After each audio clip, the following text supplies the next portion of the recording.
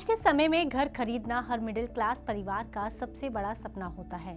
सालों की बचत, बैंक से लोन और ईएमआई लेकर लोग इस उम्मीद में पैसा लगाते हैं कि एक दिन उनका अपना घर होगा, सर पर अपनी एक छत होगी। लेकिन आजकल ऐसे तमाम मामले सामने आ रहे हैं जिसमें बिल्डर्स इन होम बायर्स का पैसा किसी और जगह लगा दे रहे हैं, जिससे उन्हें सालों साल एक अदद घर के लिए मोहताज रहना पड़ता है। ऐसा ही एक और मामला हरियाणा से सामने आ रहा है, जिसकी जद में 1500 से ज्यादा लोगों की गाड़ी कमाई और सपने हैं। इसमें जिस कंपनी का नाम आ रहा है वो है पीयूष कोलोनाइजर्स लिमिटेड। अभी इस मामले की तफ्तीश प्रवर्तन निदेशालय यानी ईडी कर रही है। आज के इस वीडियो में समझेंगे कि इस केस में अब तक क्या हुआ है और कैसे इस तरह की कहानियां अब एक आम ट्रेंड बनती जा रही हैं। इसके अलावा इस तरह के केसेस को रोकने के लिए जो कानून है वो कैसे इन मामलों को रोकने में फेल होते हुए दिखाई दे रहे हैं। नमस्कार, मेरा नाम है गुंजन मित्तल और आप देख रहे हैं मनी 9। इस मामले की जड़ें हरियाणा के फरीदाबाद, पलवल, रेवाड़ी और भिवाड़ी शहरों से जुड़ी हुई है। इन शहरों में पीयूष कोलोनाइजर्स लिमिटेड नाम की एक रियल एस्टेट कंपनी ने रिहायशी इलाके डेवलप करने की शुरुआत की। कई लोगों ने इस कंपनी पर भरोसा करके इनके फ्लैट्स बुक कर दिए, फ्लैट का डाउन पेमेंट दिया और धीरे धीरे उसकी ईएमआई भरते रहे। लेकिन सालों बाद भी उनके फ्लैट्स बनकर पोजीशन के लिए तैयार नहीं हुए। इन फ्लैट्स में किसी की जिंदगी भर की सेविंग्स लगी हुई थी तो किसी के रिटायरमेंट का पूरा पैसा, और सिर्फ एक ही उम्मीद थी कि एक दिन उनका भी इन शहरों में अपना घर होगा।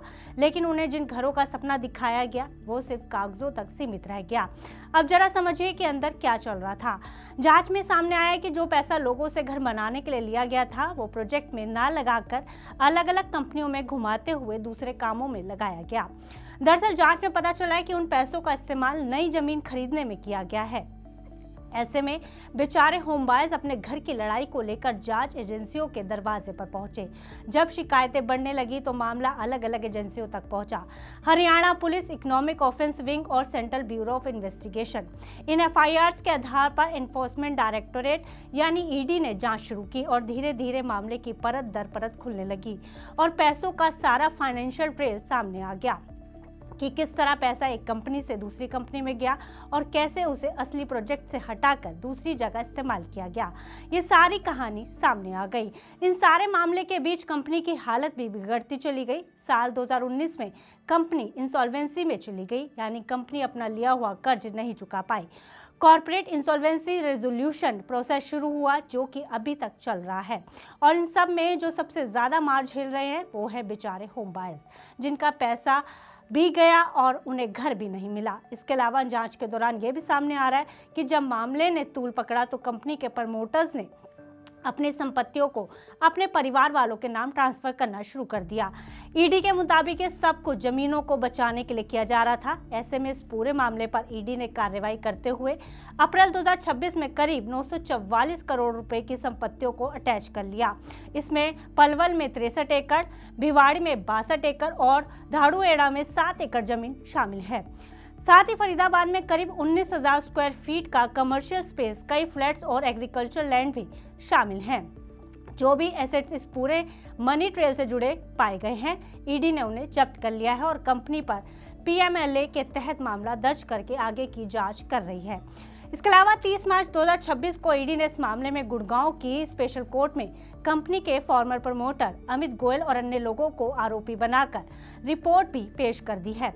लेकिन अभी भी सबसे बड़ा सवाल यही बना हुआ है कि इन 1500 बायर्स का क्या होगा, क्योंकि ऐसे मामलों में आमतौर पर सालों तक केस चलता रहता है और जिन्होंने पैसा लगाया था वो कोर्ट से किसी राहत की उम्मीद में तमाम जिंदगी गुजार देते हैं। कोई किराए के मकान में रहने को मजबूर रहता है, कोई बिना फ्लैट के बस बैंक की ईएमआई भी भर रहा है और अपने डिसीजन को कोसता रहता है और अपने ही घर के लिए कोर्ट और सिस्टम के फैसले का इंतजार करता रहता है। हाल के सालों में ऐसे कई मामले हमारे सामने आए हैं जिसमें रेरा और रियल एस्टेट से जुड़े तमाम कानूनों के दावों पर गंभीर सवाल उठाए हैं। जब रेरा के तहत एक निश्चित काम पूरा होने पर ही रेरा के खाते से पैसा निकाला जा सकता है, तो ये मामले हमारे सामने कैसे आ रहे हैं? आखिर कानून बनाने में या कानून के पालन में कहाँ कमी रह गई है? इसके अलावा ये मामले हमें एक बड़ी सीख ये भी देते हैं कि रियल एस्टेट में पैसा लगाते समय सिर्फ फैंसी ब्रोशर और रियल एस्टेट के आलीशान ऑफिस को देखकर निवेश करने से आपको बचना चाहिए और बिल्डर का पुराना रिकॉर्ड और रेरा की वेबसाइट को सही से जांच परख कर ही पैसा लगाना चाहिए, क्योंकि अगर आप ऐसा नहीं करेंगे तो कल आप भी ऐसे किसी मामले का शिकार हो सकते हैं। इसलिए हर निवेश करने से पहले अच्छे से जांच करें और पूरी तरह से संतुष्ट होने पर ही निवेश करें। बाकी आपका इस मुद्दे पर क्या कुछ सोचना है, आप अपनी राय हमें कमेंट बॉक्स में लिखकर जरूर बताएं और ऐसी ही पर्सनल फाइनेंस, बिजनेस और गवर्नमेंट पॉलिसी से जुड़ी खबरों के लिए देखते रहें मनी लाइन।